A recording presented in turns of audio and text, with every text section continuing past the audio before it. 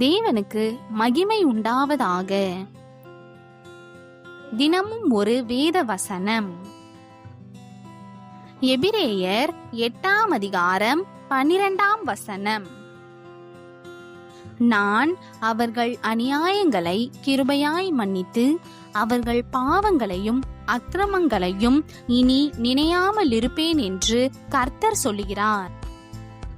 கிறிஸ்துவுக்குள் பிரியமானவர்களே, இந்த உலகத்தில் மனிதர்கள் தவறு செய்யும் பொழுது அதை அப்படியே மனதில் வைத்துக் கொள்கிறார்கள்.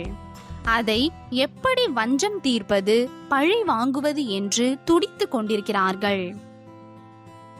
ஆனால் ஆண்டவரோ அதற்கு நேர்மாறாக அன்பே உருவானவராக ஒரு மனிதன் தன் தவறுகளை உணர்ந்து அவரண்டை வரும்போது அவன் செய்த குற்றங்கள் எப்பேற்பட்டதா இருந்தாலும் அவைகளை மன்னித்து மறந்து தம்முடைய இரத்தத்தால் கழுவி சுத்திகரித்து புது வாழ்வை அவனுக்கு கொடுக்கிறார். கீழ்ப்படியாத கெட்ட குமாரன் ஒருவன் தன் தகப்பனுடைய அன்பை அலட்சியமாய் எண்ணி தகப்பனை வாய்க்கு வந்தபடியெல்லாம் திட்டிவிட்டு எங்கோ போய் மறைந்தான். அவனிடம் இருந்த பணமெல்லாம் தீய நண்பர்களின் கூட்டுறவால் சில நாட்களுக்குள்ளாக கரைந்து போனது. நண்பர்கள் மெல்ல மெல்ல மறைந்து போனார்கள். தனிமையிலானான். ஐயோ, சாப்பிட ஒன்றுமில்லையே என்று கலங்கினான். தகப்பனுடைய அன்பை நினைத்தான். உடனே அவருக்கு ஒரு கடிதம் எழுதினான். உம்மை அப்பா என்று அழைக்க நான் குறைவு உள்ளவன். ஆனால் என் தவறை நான் உணர்ந்து உமக்கு கடிதம் எழுதுகிறேன். நீர் என்னை திரும்பவும் ஏற்றுக்கொள்வீரா என்று எனக்கு தெரியவில்லை. நம் வீட்டிற்கு அருகே செல்லும் ரயிலில் வருவேன்.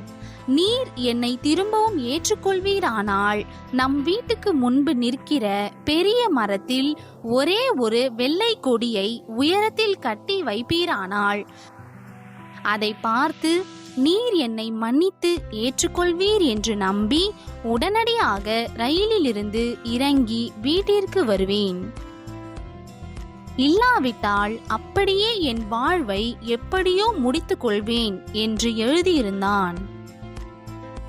கடிதத்தை வாசித்த தகப்பனின் உள்ளம் உருகியது.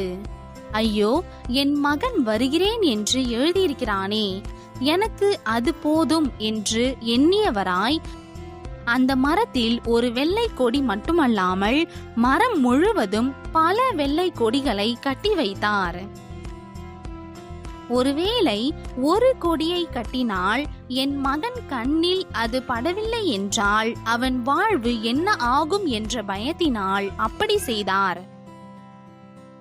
மரம் முழுவதும் வெள்ளை கொடி கட்டப்பட்டிருப்பதை கண்ட மகனின் உள்ளம் சுக்கு நூறாக உடைந்தது.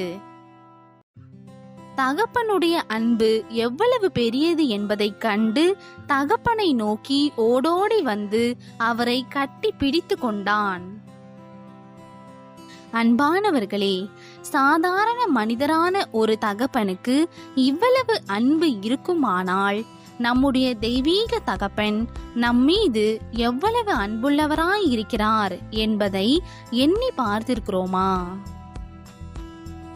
இன்றைய நாளுக்கான ஜெபம். அன்பு இரட்சகரே, இன்று அந்த மகனைப் போல நானும் ஓடோடி உம்முடைய செட்டைகளுக்குள் மறைந்து கொள்ள வருகிறேன்.